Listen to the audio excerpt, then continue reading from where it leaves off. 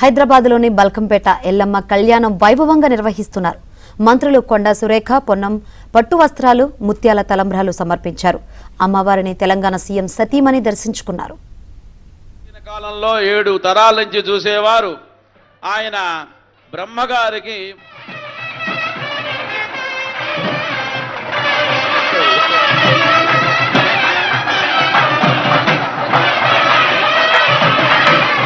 Police వారికి విజ్ఞప్తి, కళ్యాణం అయ్యే వరకు కాస్త మీరు వేసేటటువంటి ఆ మాటలు కొంచెం ఆపవలసిందిగా కోరుచున్నాము.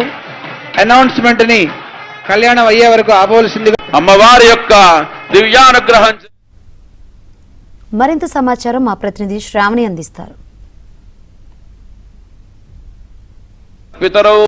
అమ్మవారి ఆలయంకైతే, అమ్మవారి కళ్యాణ మహోత్సవానికి అయితే కొండా సురేఖ గారు వచ్చారు. వారితో మాట్లాడదాం. అమ్మ, బల్కంపేట అమ్మవారి దర్శనానికి, కళ్యాణ మహోత్సవానికి రావడం ఎలా అనిపిస్తోంది? చాలా హ్యాపీగా ఉందండి. ప్రతి సంవత్సరం కూడా పెద్ద ఎత్తున బల్కంపేట ఎల్లమ్మ బోనాలు జరుగుతాయనే విషయం మనందరికీ కూడా తెలుసు.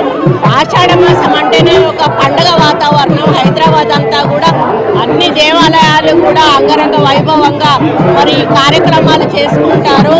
అన్ని గుళ్ళన్నీ కూడా కలర్లు వేయడము, డెకరేషన్ చేయడము, అమ్మవార్లకు పెద్ద ఎత్తున పూజలు జరిపించడము, కళ్యాణాలు జరిపించడము, మరి బోనాలు సమర్పించడం, ఇవన్నీ కూడా జరుగుతాయి. బల్కంపేట ఎల్లమ్మకు వివాహం అనేది ఒక గొప్ప కార్యక్రమము. నిన్న ఎదుర్కోలు జరిగాయి. ఈ రోజు మరి కళ్యాణము, రేపు రథోత్సవం జరుగుతుంది. కాబట్టి ప్రభుత్వం నుండి ఎటువంటి ఏర్పాట్లు చేశారు? అన్ని రకాల ఏర్పాట్లు కూడా ప్రభుత్వం నుండే జరిగాయండి. మేము నెల రోజుల ముందు నుంచి కూడా ఈ కార్యక్రమాలకు శ్రీకారం చుట్టాము. వాళ్ళు మీటింగ్లు పెట్టుకొని, మీటింగ్ల ద్వారా అధికారులకు ఆదేశాలు ఇచ్చి వాళ్ళ ద్వారా ఈరోజు ఈ అరేంజ్మెంట్స్ అన్ని కూడా చేసి, ముఖ్యంగా భక్తుల సౌకర్యాన్ని దృష్టిలో పెట్టుకొని మేము కార్యక్రమాలు నిర్వహించడం జరిగింది.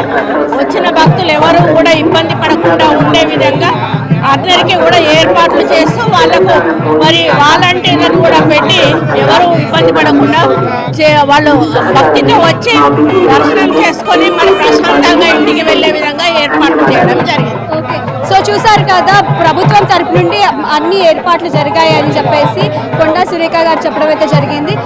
విఐపి కోసం సపరేట్ క్యూ లైన్స్, అలాగే నార్మల్ పబ్లిక్ కోసం కూడా 4 క్యూ లైన్స్ ఏర్పడడం జరిగింది. సో ఇక్కడికి వచ్చిన భక్తులు అమ్మవారి అందరి మీద ఉండాలని, ఈ ఆషాఢ మాసంలో వచ్చే మంగళవారం రోజున అమ్మవారికి ఎంతో ప్రీతికరం అనేది ఈ రోజున అమ్మవారి కళ్యాణం జరుగుతూ పరంపరంగా వస్తుంది. సో ప్రభుత్వం నుండి అన్ని ఏర్పాట్లు చేశాం.